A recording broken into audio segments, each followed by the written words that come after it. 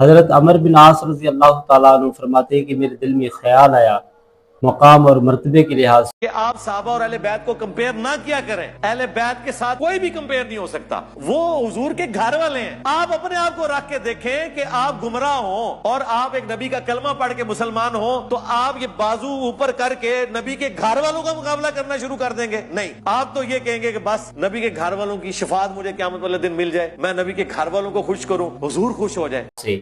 تو میں نے نبی صلی اللہ علیہ وسلم سے پوچھا کہ یا رسول اللہ صلی اللہ علیہ وسلم, میں افضل ہوں یا ابو بکر افضل ہے؟ تو نبی صلی اللہ علیہ وسلم نے فرمایا کہ ابو بکر افضل ہے.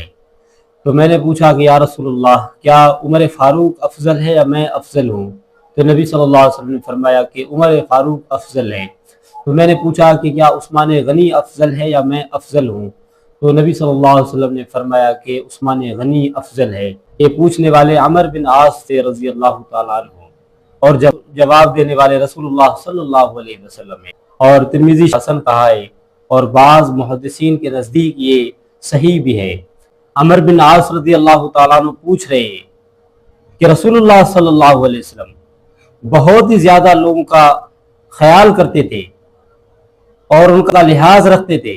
تو میرے دل میں یہ خیال آیا, کیونکہ نبی علیہ السلام میرا بھی بہت خیال کرتے تھے اور مجھے بہت ہی زیادہ عزت دیتے تھے. تو میرے دل میں یہ خیال آیا کہ میں نبی علیہ السلام سے پوچھ لوں کہ میں افضل ہوں. تو نبی علیہ السلام نے یہ جواب دیا. اب مجھے بتائیں, عمر بن عاص رضی اللہ تعالیٰ عنہ نے پہلے نمبر پر علی رضی اللہ تعالیٰ عنہ کا کیوں نہیں نام لیا کہ میں افضل ہوں یا علی افضل ہے؟ کیونکہ عمر بن عاص رضی اللہ تعالیٰ عنہ جانتے تھے کہ ابو بکر کا مقام اور مرتبہ بہت زیادہ ہے, اس لیے ابو بکر کا نام لیا, اس کے بعد اپنا نام لیا.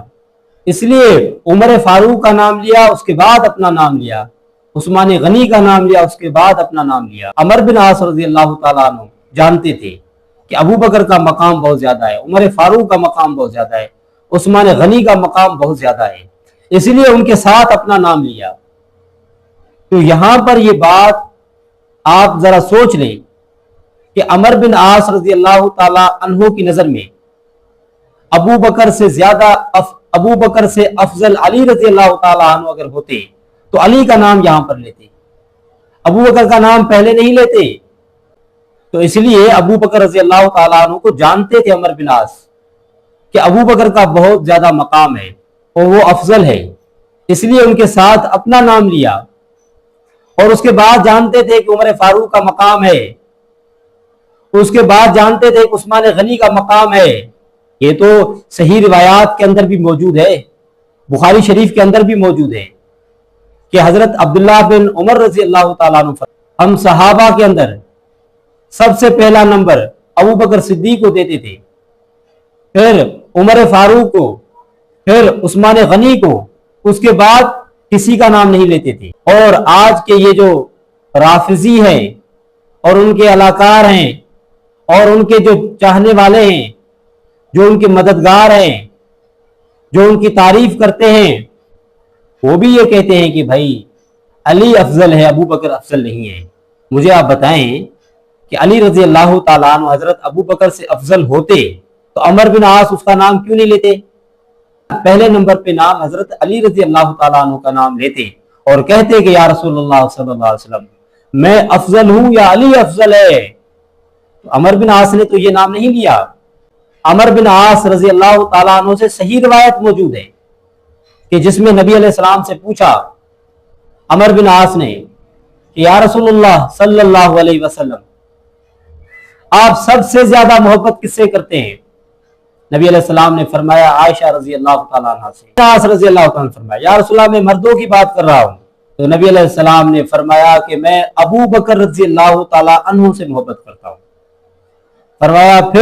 فرمایا کہ پھر میں عمر فاروق سے محبت کرتا ہوں.